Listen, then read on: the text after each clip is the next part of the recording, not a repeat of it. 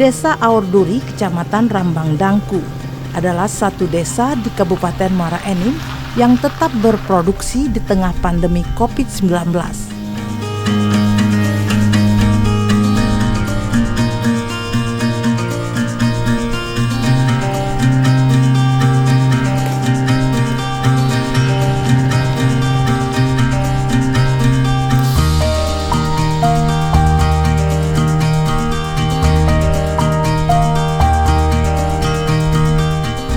Usaha yang ditekuni petani di desa ini yaitu dengan beternak lebah.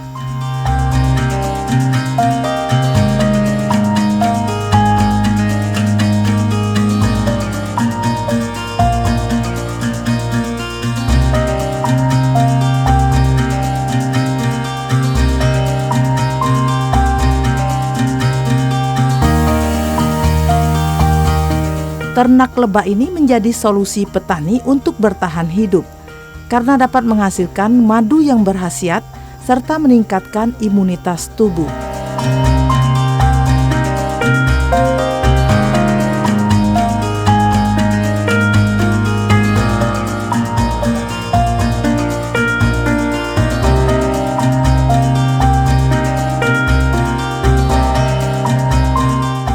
Beternak lebah dilakukan petani secara berkelompok dengan menyediakan kotak pemeliharaan lebah.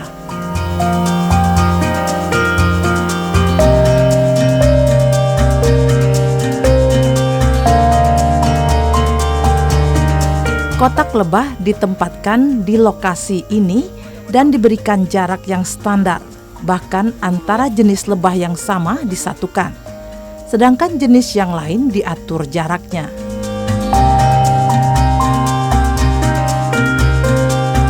Bertahannya peternak lebah di Desa Aorduri, Kecamatan Rambang Dangku, karena mendapatkan dukungan dana CSR dari PT Medco EP Indonesia.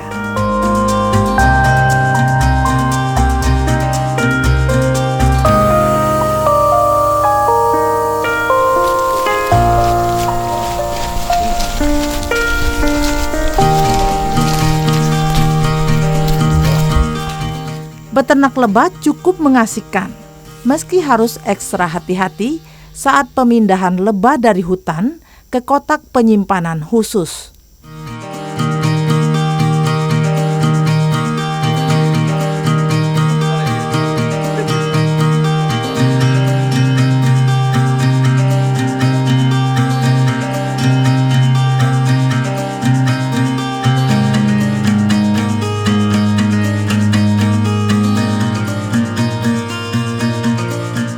Perpindahan lebah hutan jenis Apis cerana perlu menggunakan pakaian lengkap dengan teknik tersendiri dan ekstra hati-hati.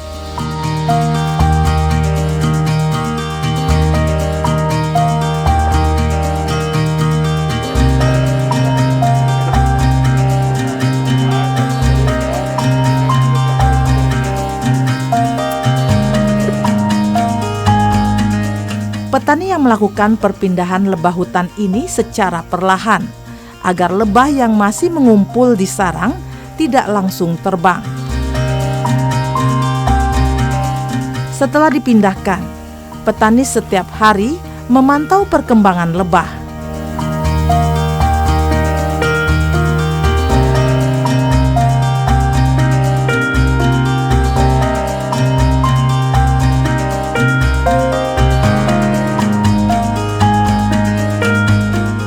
Lebah dari kotak penyimpanan khusus yang berisi lebah hutan diternakkan terlebih dahulu sekitar 2-3 minggu.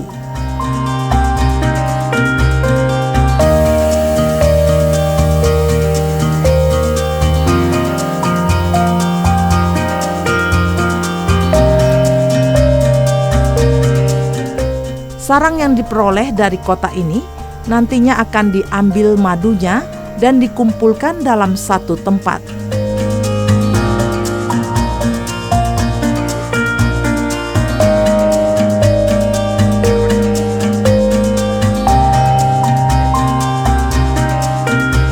Umumnya petani yang beternak lebah untuk panen dilakukan secara serentak di lokasi ternak lebah maupun di pekarangan rumah masing-masing.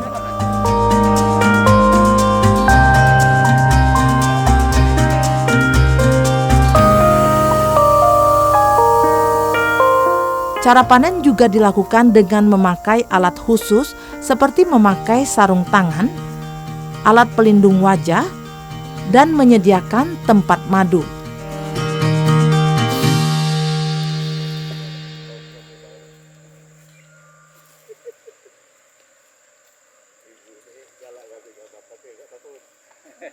Ya, pertama awalnya kita bikin gelodokan.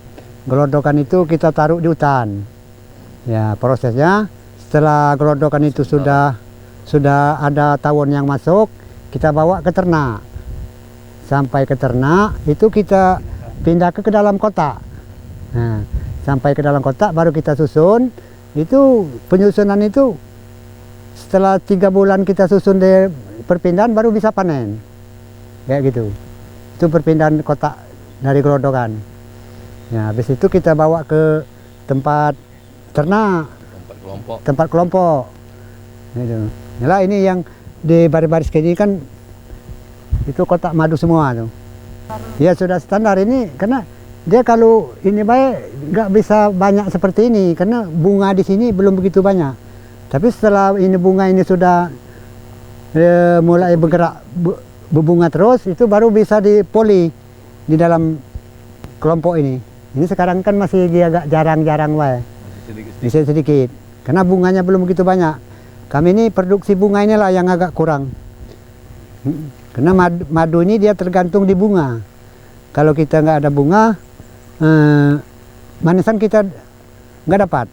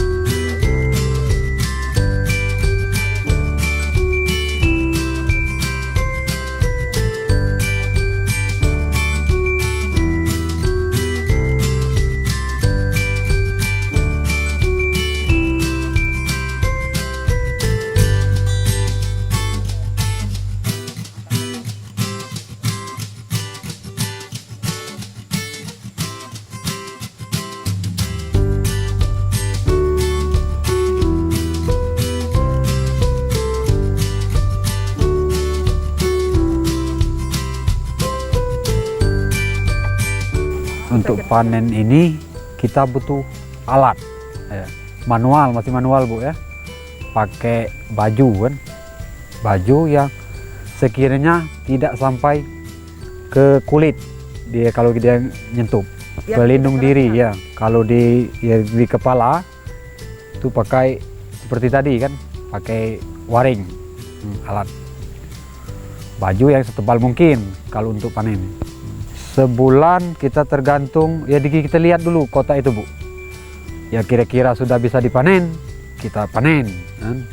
Nah, yang buka lagi yang kotak yang lainnya, bisa dipanen, kita panen. Gitu. Ya keinginan kami dari kelompok, gimana lah Mbak ya, bisa dari pemerintah tuh Mbak ya, yang membantu kami ibaratnya kan, menyediakan bantuan untuk bikin kotak itu kan. Soalnya kami ini per 2 tahun atau setahun ya kotak kami itu rusak, buruk, ya, rapuh. Jadi harus diganti dengan kotak yang baru kan. Bisa lebih berkembang Pak. Itu kan biasa lihat sendiri kan, kotanya itu mulai rusak kan. Kalau kelamaan rusak Mbak, dia pergi, pergi ke hutan lagi, mau dicari lagi kan. Tapi kalau kami ada sediaan kota yang baru, ya memadai maksudku kan. Kalau pemeliharaan tidak juga Mbak, tapi hama. Di sini masih ada beruang. Hama itu yang paling kami takuti kan. Beruang, semut, monyet. Nah itu ya. Monyet itu Mbak dijatuh kan. Jatuh tumpah ya pergi gitu kan. Beruang dihancurkan. Kami pernah tahun 2000 berapa itu kan. Sampai sekarang lah. Banyak kota habis, hancur oleh beruang. Ya kendalanya kami tidak bisa berbuat banyak Mbak. Untuk beruang itu gimana cara mengusirnya, tidak bisa kami Mbak. Karena binatang dilindungi.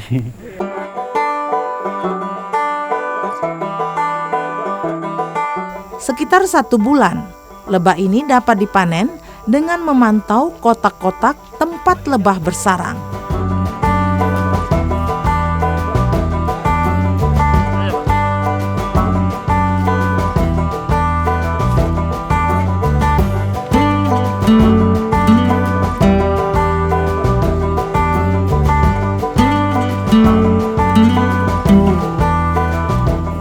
Petani berharap adanya bantuan dari pemerintah atau perusahaan lain untuk mendukung usaha ini.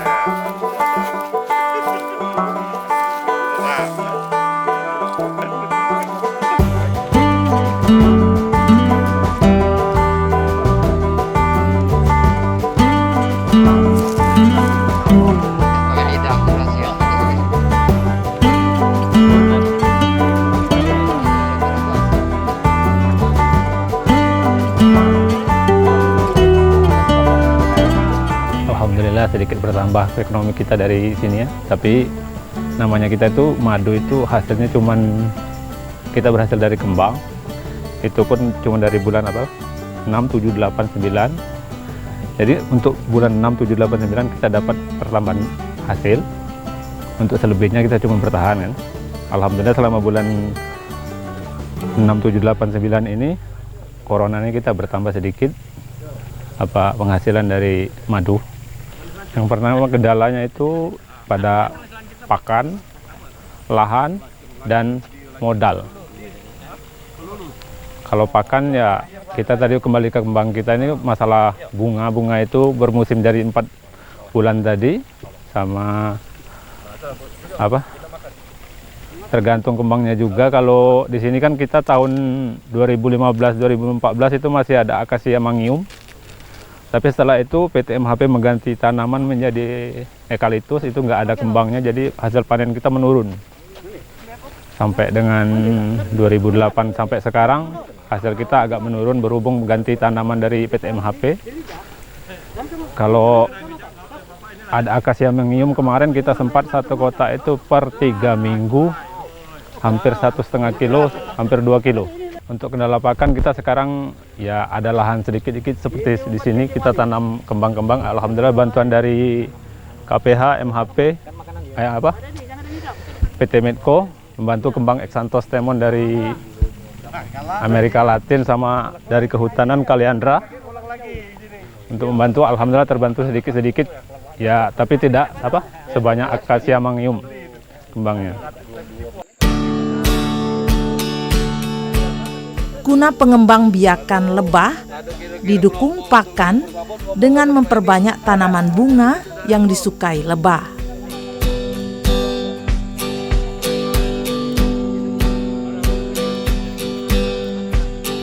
Lebah memperoleh makanan dari bunga-bunga yang ada di sekitar kota atau tempat lebah bersarang.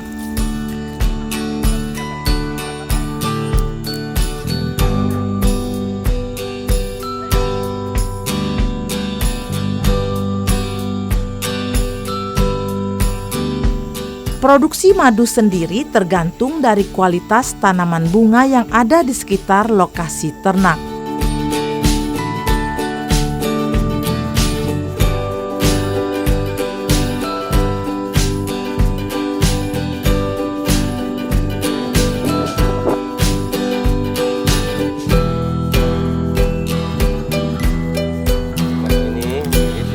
Ke dalam ini kita akan lagi biar lebih banyak makanan telur ini.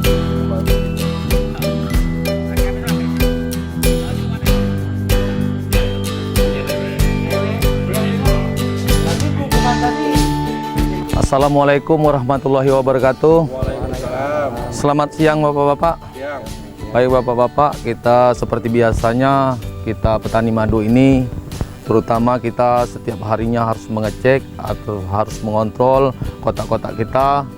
Mungkin ada terjadi perubahan akibat angin atau akibat cuaca, ada yang terbuka sehingga hama-hamanya bisa masuk. Kemudian kita cek Pak satu-satu, muter-muter. Nanti beberapa orang untuk mengecek ke sana Pak ya, kita bagi tugas. Nanti yang selanjutnya untuk lihat-lihat kotak kalau ada yang bocor. Kemudian kita lihat di seputarnya kalau ada tempat-tempat yang tidak layak lagi, mungkin kita perbaiki supaya madu kita ini tetap berkualitas Pak ya. Jadi tidak ada gangguan dari hama-hama. Jadi kita bisa madu kita ini dibawa sampai ke mana-mana Pak ya. Terutama hari ini kita kedatangan dari bapak-bapak dari Palembang, dari stasiun TPRI Stasiun Palembang mengunjungi kita pada hari ini. Kemudian kita selalu cek terus Pak ya. Jadi yang lanceng kita cek, jangan sampai kita lengah dalam pengecekan nanti Pak ya. Dipastikan bahwa kita setiap meninggalkan, selesai kita mengecek bekerja, bahwa kita dalam keadaan aman semua untuk kotak-kotak. Itu saja Pak. Assalamualaikum warahmatullahi wabarakatuh.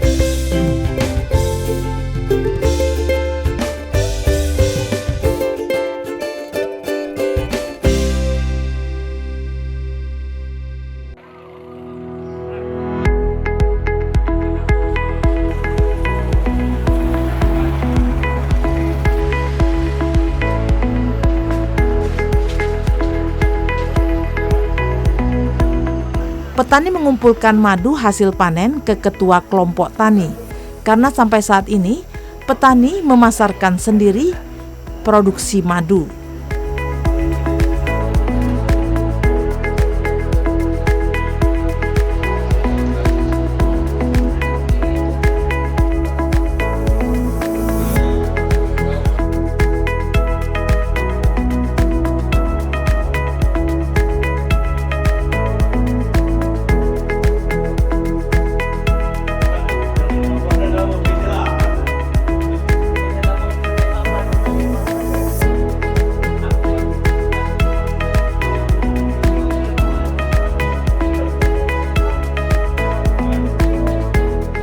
Setelah dikumpulkan, madu ini dimasukkan ke dalam botol ukuran 350 gram dan dikemas dengan diberi label khusus mencirikan madu dari desa Aur Duri.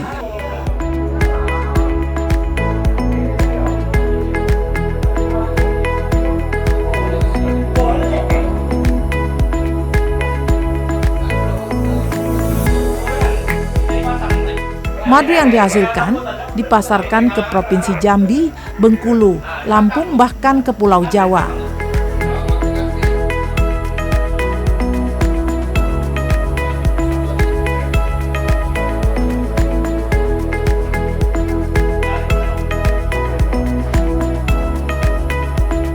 Petani di Desa Aurduri, Kecamatan Rambang Dangku, Kabupaten Muara Enim, sampai saat ini belum mampu memenuhi permintaan pasar karena terbatasnya kotak-kotak tempat beternak lebah dan masih butuh uluran tangan pemerintah meski telah dibantu dana CSR dari PT Medco EP Indonesia.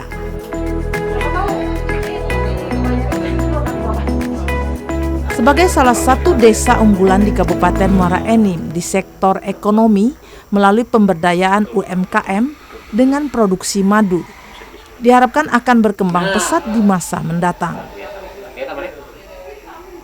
Melalui produksi madu yang dihasilkan, setidaknya dapat membantu pemerintah mengatasi permasalahan pandemi COVID-19 dengan meningkatkan imunitas tubuh. Kalau masalah di corona ini sebenarnya dekati masalah soal madu ini. Sedangkan kami ini kekurangan stok manisan madu ini, kurang stok kami. Ya, karena kadang permintaan daerah-daerah jauh ini nggak bisa kami penuhi. Ya, sedangkan yang dari Ciamis, Jogja itu, Jakarta itu tidak bisa saya penuhi. Karena semenjak corona ini permintaan yang dekat-dekat sini kan susah nampungnya. Karena kita kan madu kita asli, kita bisa melihat ke dia orang itu langsung dari kota, kayak gitu. Madu bukan hanya mencegah COVID-19, tetapi juga mampu meningkatkan ekonomi masyarakat desa.